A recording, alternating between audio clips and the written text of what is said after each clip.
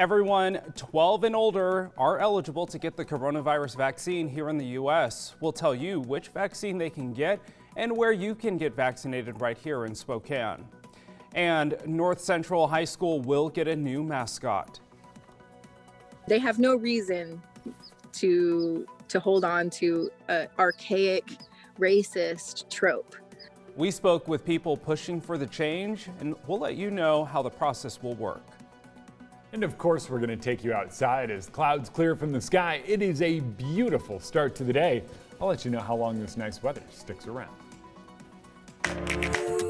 Up with KREM begins now. Well, hey there. Thanks for watching Up with KREM. I'm Tim Pham. And I'm Jeremy Legoo. Hey. We're going to get to weather here in, sitting at the desk. Sitting at the desk. Yeah, Dana Marie is out for a couple of days, so I'm taking her seat, and it's big shoes to fill. Yeah, you're doing a great job. Oh, thank you, Tim. We're going to get to weather here in just a minute, but it's definitely going to be a beautiful day. I'll tell you that first.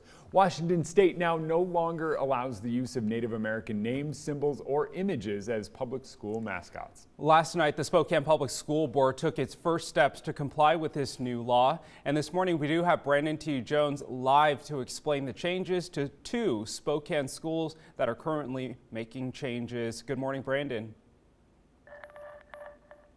Good morning, Tim, Jeremy. This is something the Spokane Public School Board has been contemplating for quite some time, but officially Gary Middle School and North Central High School will be changing their mascots, and this aligns with what's going on across our country and here in the state of Washington in terms of changing some of those mascots that might implement or, build off of cultures. So this is how we got to this point, and right now both schools will follow district guidelines for changing their mascot. That starts by gathering input from students, staff, and the school community. Then they'll present their recommendation to the board. The new mascot must meet the following criteria. It should represent the spirit of the school, identify with a characteristic of the school, community, encourage pride and energy, and represent courage and integrity. It must also avoid representation or association with weapons or stereotyping various cultures. A new mascot must be implemented in both schools by January of next year, and that means Gary Middle School and North Central High School must present their recommendation no later than the board's only meeting in December. I think everyone's clear there's a lot of work to do and there's a lot of change that's going to come, but it's the hard part's over. So the district will also work with a professional graphic designer to create a new logo and mascot for these schools. And once the district approves that new mascot, they'll work on implementing and creating new jerseys, creating new mascots, creating new logos inside of the school. And again, that'll all be aimed at completed by January of next year. Tim, Jeremy. Brandon, thanks so much, and that leads us to our question of the morning. This morning on Up with KREM, we are asking you, do you agree with SPS's decision to change Native American school mascots? What do you think the new mascot should be? You can text us at 509-448-2000. You may see your comments here on Up with KREM. All right, 7:03 now on a Friday Eve. Let's get to meteorologist Jeremy Legoo, who's in the Weather Center now. Jeremy, what can we expect on this Thursday? But also, let's look ahead to the weekend. We always love doing that, too. Oh, everybody's looking forward to the weekend. Yeah, I was trying to change the lyrics, but I didn't know how to keep the beat. But it is a beautiful start to the day. Temperatures are hanging out near 50 degrees already this morning. It's downright beautiful here. Downright beautiful across the inland Northwest. We're at 53 here in Spokane, 50 as you make your way up to Sandpoint, 49 in Coeur d'Alene this morning, 54 in Moses Lake, and 52 in Wenatchee. Now, a couple of clouds early on today are quickly moving their way out, and those clouds, well, as they exit the region to the east, we'll start to see more and more sunshine. Do I think it's going to be only sunshine today? No. What I think winds up happening is that we see a mix of clouds and sun today, but temps rise quick. I think by 9, we are up at 60 degrees. By the time we get to noon, we're at 70 degrees, and by later on this afternoon, temperatures top out in the low 70s. And Tim, here's the one for you. That's going to be this weekend. Temperatures are going to climb into the 80s. 81 on Saturday, 84 as we get into the day on Sunday. Warm and sunny. It's almost going to feel summer-like as we get into those weekend days. All right, let's get to breaking news. Effective immediately, everyone 12 and older in Washington and Idaho are eligible to get the coronavirus vaccine. Just last night, the Washington Department of Health made the announcement. It came after the Western States Scientific Safety Review Work Group voted late last night to recommend the vaccine for immediate use. The Idaho Department of Health and Welfare also announcing their vaccine eligibility expansion.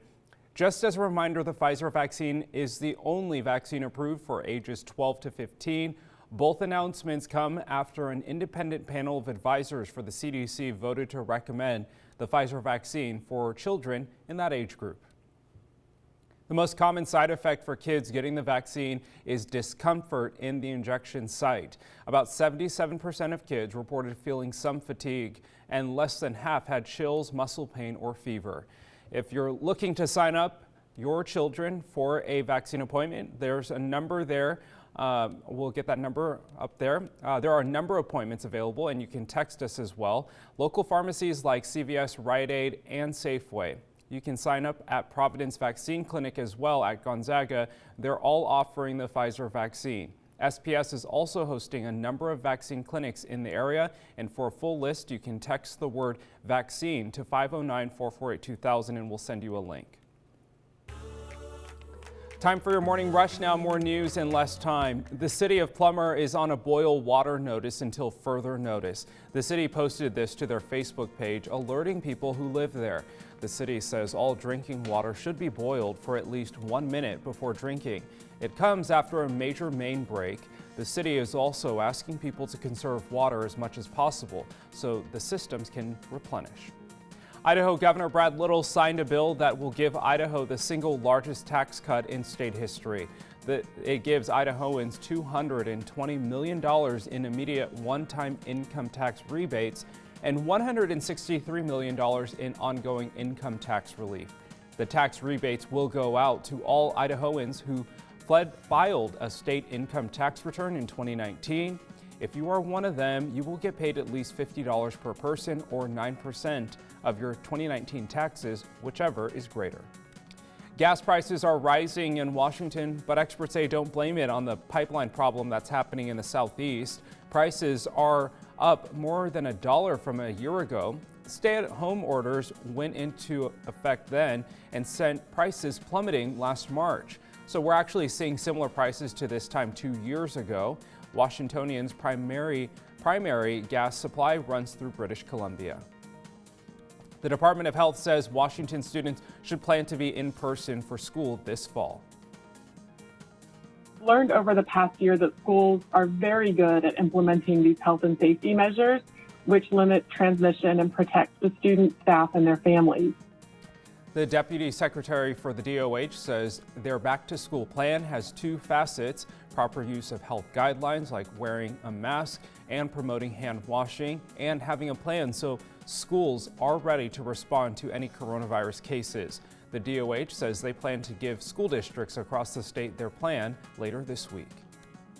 Well, a new artist has been added to this year's lineup at the Pavilion's Summer Concert Series. Porter Robinson is the newest addition to the already star-studded lineup. The DJ is best known for his song Shelter.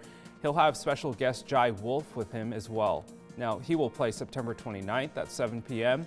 and pre-sale tickets actually go live on sale this morning at 10 a.m.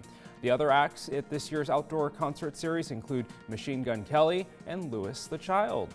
And that's your morning rush. More news in less time. Let us know what's happening in your neighborhood by using the hashtag #UpWithKrem on social media.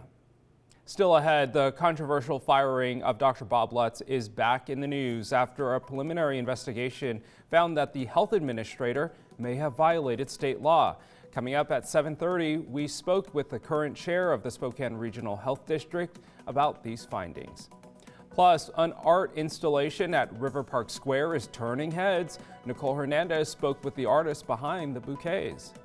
And we talked a warm and sunny weekend ahead. I'll let you know how long this warm weather sticks around coming up after the break.